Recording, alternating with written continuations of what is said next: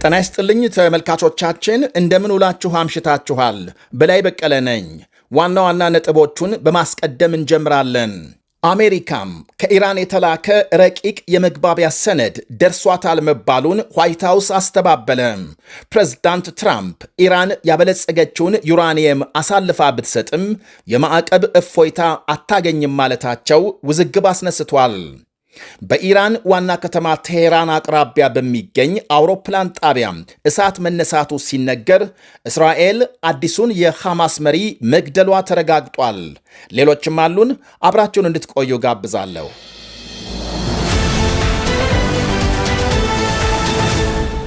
አሜሪካ ከኢራን የተላከ የመግባቢያ ረቂቅ ሰነድ ደርሷታል መባሉን ዋይት ሃውስ አስተባበለ። ፕሬዝዳንት ዶናልድ ትራምፕ ከጥቂት ጊዜ በፊት በዋይት ሃውስ በሰጡት መግለጫ ከኢራን ጋር በሚካሄደው የእስካሁኑ ድርድር ምንም ውጤት ወይም ስምምነት አለመደረሱንና ብዙም ደስተኛ አለመሆናቸውን ገልጸዋል። ያም ሆኖ የተሻለ ይመጣል ብለን እንጠብቃለን ብለዋል። አሜሪካም ከኢራን የተላከ ይፋዊ ያልሆነ የመግባቢያ ሰነድ ረቂቅ ደርሷታል የሚል መረጃ አንዳንድ የሀገሪቱ መገናኛ ብዙሃን ቢያሰራጩም የትራምፕ አስተዳደር አስተባብሏል። ቴሄራን በአንድ ወር ጊዜ የሆርሙዝ መተላለፊያን ወደ ነበረበት ስትመልስ፣ አሜሪካ በበኩሏ ወታደሮቿን ከኢራን አካባቢ እንደምታስወጣና በኢራን ወደቦች የጣለችውን እገዳ እንደምታነሳ በመግባቢያ ሰነዱ መስፈሩን የኢራን መገናኛ ብዙሃን ገልጸዋል። የመርከቦች ጉዞ የማስተዳደር ሂደት የሚወሰነው በኢራንና በኦማን እንደሚሆንም ተመልክቷል። ፕሬዝዳንት ትራምፕ ግን በኢራን የኒውክሌር ፕሮግራም መታገድ ላይ ያልተመሰረተ ስምምነት ፍጹም ተቀባይነት እንደሌለው በዛሬው መግለጫም አረጋግጠዋል። እስራኤል አዲሱን የሐማስ ወታደራዊ ክንፍ አዛዥ መሐመድ ኦዴህን መግደሏ ተነገረ። ከቀናት በፊት በእስራኤል ጦር የተገደሉትን አዛዥ በመተካት አዲስ የተሾሙ ናቸው። ትላንት ሌሊት በተመሳሳይ በእስራኤል ጥቃት የተገደሉት በጋዛ ከተማ በሚገኝ የመኖሪያ ሕንፃ መገደላቸው ሲነገር ሌሎች ከ12 በላይ የሚሆኑ መቁሰላቸውን የእስራኤል ጦር ገልጧል። መሐመድ ኦዴህ ሕንፃውን በድብቅ ሲጠቀሙበትና የእስራኤል ደህንነት ተቋማት ለበርካታ ወራት ዱካቸውን ሲከታተሉ እንደነበር ታውቋል። ሐማስም ዛሬ ባወጣው መግለጫም አዛዡ መሐመድ ኦዴህ ከባለቤታቸውና ከሁለት ልጆቻቸው ጋር መገደላቸውን አረጋግጧል።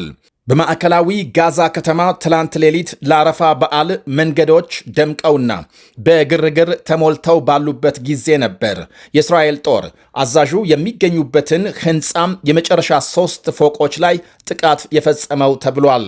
የዓይን እማኞች በጥቂቱ ከተለያየ አቅጣጫም የተተኮሱ ሚሳኤሎች ሕንፃው ላይ ማረፋቸውን ገልጸዋል። ጥቃቱ ከመፈጸሙ በፊት ሄሊኮፕተር በሕንፃው ላይ ሲያንዣብብ ማየታቸውንም አክለዋል። የእስራኤል ጦር ባወጣው መግለጫም አሸባሪ ሲል የገለጻቸው መሐመድ ኦዴህና በጋዛ ከተማ እምብርት ሐማስ ሲጠቀምባቸው የነበሩ በርካታ ሕንፃዎች መመታታቸውን ገልጧል። መሐመድ ኦዴህ በይፋ ሹመቱ ባይነገርም ቀደም ሲል በእስራኤል ጥቃት የተገደሉትን መሪ በመተካት ከ2 ቀናት በፊት ሥራ መጀመራቸው ተመልክቷል። የእስራኤል ጠቅላይ ሚኒስትር ቤንያሚን ኔታንያሁ ኦዴህ የጥቅምት 7ቱን በእስራኤል ላይ የተፈጸመውን ጥቃት ካቀናበሩ የሐማስ መሪዎች አንዱ ነው ብለዋል። ለበርካታ የእስራኤል ሰላማዊ ዜጎችና ወታደሮች መገደል፣ መቁሰልና መታገት ተጠያቂ መሆኑን ጠቅሰዋል። ኦዴህ የተኳቸው የቀድሞ ወታደራዊ አዛዥ ኢዘዲን አልሃዳድ በእስራኤል አየር ጥቃት በተያያዘው ወር መጀመሪያ በዚሁ ጋዛ ከተማ መገደላቸው ይታወሳል። በእስራኤልና ሐማስ መካከል ባለፈው ጥቅምት ተኩስ አቁም ቢደረስም እስራኤል ስምምነቱን በመጣስ ጥቃት ስትፈጽም ቆይታለች ሲል ሐማስ በተደጋጋሚ ይከሳል። የእስራኤል መንግሥት በበኩሉ በተኩስ አቁም ስምምነቱ መሠረት ሐማስ ትጥቅ መፍታት ሲገባው እስካሁን ተግባራዊ አላደረገም ሲል ወቀሳ ያሰማል። የእስራኤል መከላከያ ሚኒስትር እስራኤል ካትስ ሀገራቸው ሐማስ ጋዛን እንዳይመራ ወይም እንዳያስተዳድር የመከላከል እርምጃ መውሰዷን ትቀጥላለች ብለዋል። ሐማስ በፈቃደኝነት ጋዛን ለቆ እንዲሰደድ የቀረበውን ዕቅድ ተቀብሎ እንዲፈጽም ሰፊ ዕድል እንዳለው ገልጸዋል። የእስራኤል ጠቅላይ ሚኒስትር በበኩላቸው በጥቅምት 7ቱ ጭፍጨፋ የተሳተፉ የሐማስ አባላትን የማደኑ ዘመቻ ተጠናክሮ እንደሚቀጥል ገልጸዋል። 2 ዓመት ላስቆጠረው የጋዛ ጦርነት መነሻ ነው በሚባለውና የሐማስ ተዋጊዎች የእስራኤልን ድንበር ጥሰው በፈጸሙት ጥቃት ከ1200 በላይ ሰዎች ሲገደሉ ከ250 በላይ ታግተው መወሰዳቸው ይታወሳል። የሐማስን ይህንኑ ጥቃት ተከትሎ እስራኤል በከፈተችው የበቀል ወታደራዊ ዘመቻ ከ70,000 በላይ ሰዎች መገደላቸውና ከ2 ሚሊዮን የሚልቁ መፈናቀላቸውን የሐማስ ባለሥልጣናት ይናገራሉ። እስራኤል በሊባኖስ አዲስ በጀመረችው መጠነ ሰፊ ጥቃት ትላንት ከ31 በላይ ሰዎች መገደላቸው ይታወሳል። ኢራን ከአሜሪካ ጋር እየተካሄደ ባለው ድርድር የዩራኒየም ጉዳይ በአጀንዳነት አልቀረበም ማለቷ አነጋጋሪ ሆኗል። አንድ የኢራን የደህንነት ምክር ቤት ኃላፊ ሞስኮ ውስጥ በሰጡት ቃል የሀገራቸውን ዩራኒየም በተመለከተ በሰላም ንግግሩ አጀንዳ ሆኖ አለመቅረቡን ገልጸዋል። ይህ የባለሥልጣኑ አባባል እስራኤልና አሜሪካም ኢራን ያበለጸገችው ዩራኒየምና አጠቃላይ የኒኩሌር ፕሮግራም ካልተወገደ ጦርነቱ ሊቆም እንደማይችል ከያዙት አቋም ጋር የሚጋጭ ሆኗል።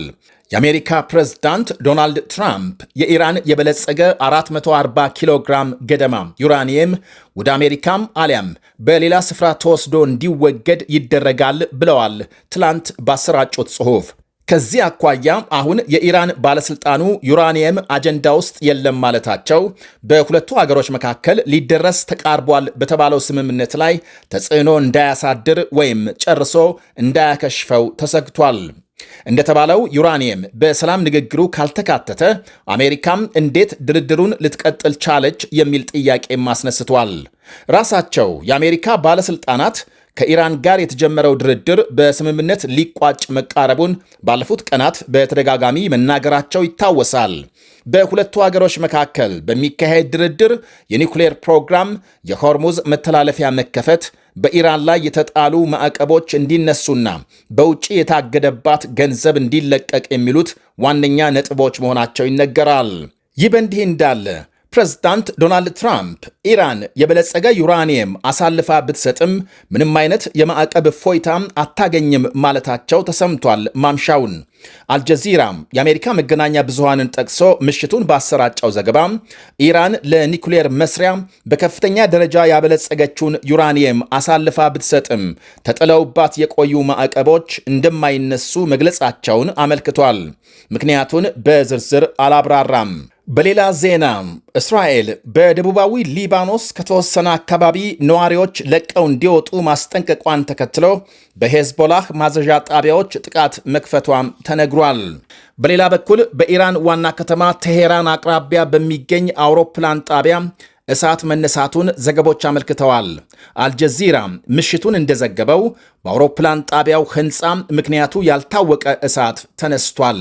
ስለደረሰው ጉዳት እስካሁን የታወቀ የለም።